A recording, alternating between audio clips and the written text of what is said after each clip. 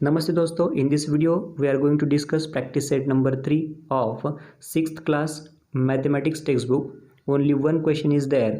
Question is that use proper geometrical instruments to construct the following angles. Use compass and ruler to bisect them.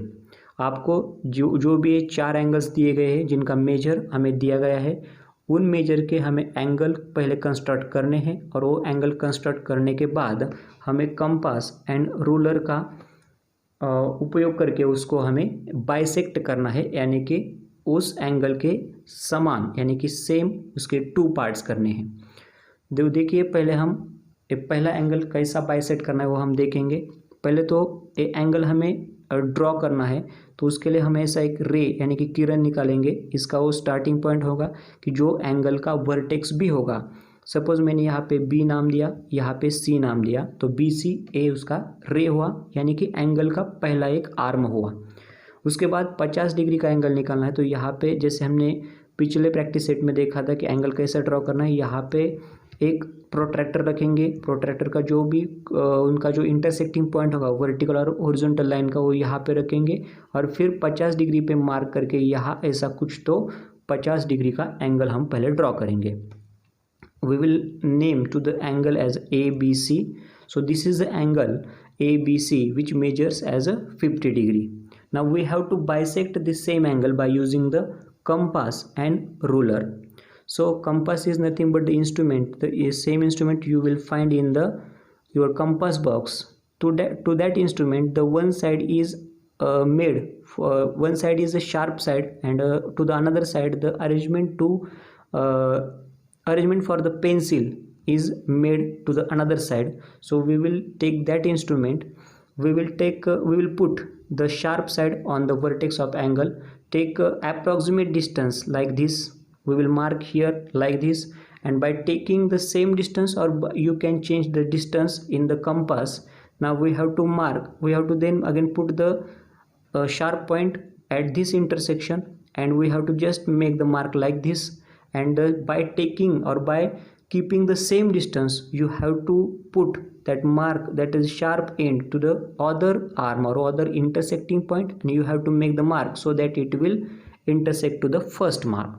Now whatever the point of intersection you got by these two marks, we have to just join the B, that is the vertex of angle, and that point of intersection. If you will name that point or that line D, now this BD, the ray BD is the bisect or the bisecting the angle ABC. So the first angle you will get as a 25 degree, and second angle you will get as a 25 degree, because the whole angle is of 50 degree.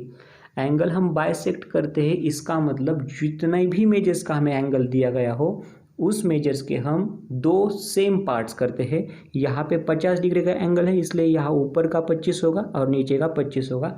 ऐसी ही same procedure हमें बाकी तीनों को follow करनी है। मैं एक shortcut में बता देता हूँ कैसे हमें प्रोसीजर को फॉलो करनी है। यहाँ पे 115 का हमें एंगल निकालना हो, तो यहाँ पे पहले एक रे ड्रॉ करेंगे। यहाँ को इसको अगर हमने QR नाम दिया तो 115 डिग्री है, इसका मतलब एक ऑब्ट्यूस एंगल होगा। तो यहाँ पे हमने PQR उसको नाम दिया। फिर यहाँ पे एक कंपास लेके यहाँ पे ऐसा एक मार्क करेंगे अप्रॉक्सीमेटली डिस्टेंस लेके।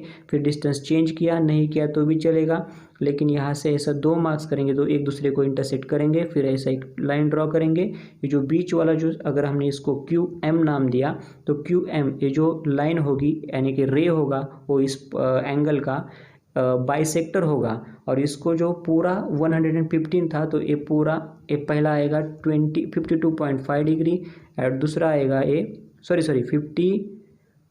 115, इसका मतलब 57.5 डिग्री आएगा ये, और ये भी आएगा 57.5 डिग्री आएगा।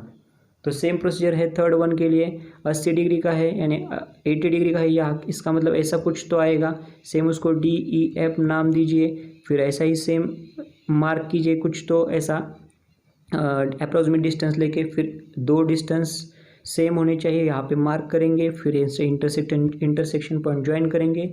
ये हुआ इनका एंगल बाइसेक्टर।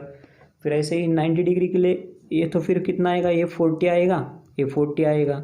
और लास्ट वन के लिए जो है 90 डिग्री, 90 डिग्री मतलब राइट एंगल है, तो पहले से ही एंगल जब ड्रॉ करेंगे तो ये स्ट्रेट आएगा ऐसा पूरा। और ड्रॉ करना है तो प्रोसीजर सेम ही है। यहाँ पे अगर मैंने MNO नाम दिया तो यहाँ पे ऐसा सेम प्रोसीजर सेम होगी। यहाँ पे ड्रॉ करेंगे, ए बाइसेक्टर होगा और इसको हम बोलेंगे 45 डिग्री होगा, इसको 45 डिग्री होगा, तो ये हुआ हमारा राइट एंगल जो हमने बाइसेक्ट किया है। और इसको जो NP बोलेंगे तो NPA पूरा इसका एंगल का बाइसेक्टर होगा। तो ये हमारा प्रैक्टिस सेट नंबर 3 था। Thank you.